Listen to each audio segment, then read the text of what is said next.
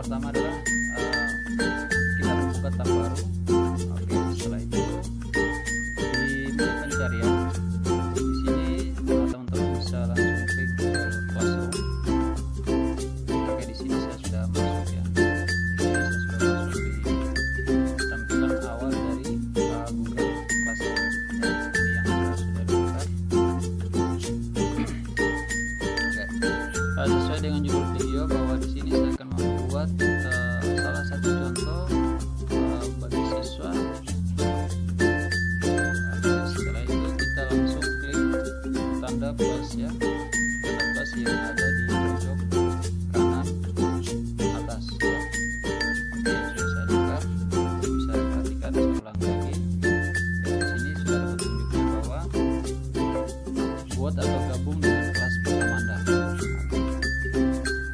Sekarang saya akan coba klik.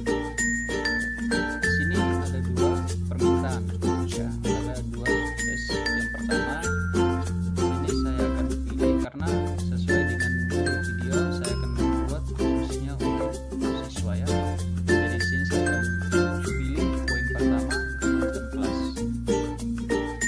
Pakai gabungkan kelas ya. Di sini ada permintaan ya, permintaan yang sudah saya garis.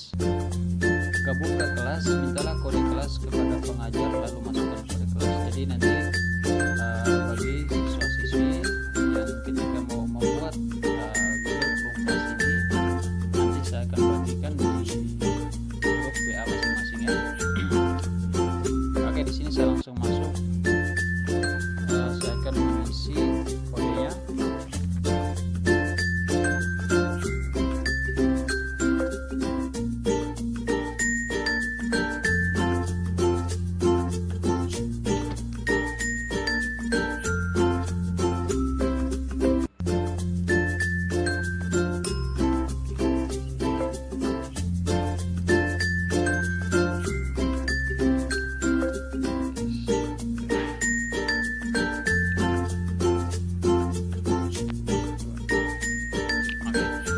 Setelah kita sudah mengisi kodenya ya, kode kelas, kemudian kita langsung klik gabung.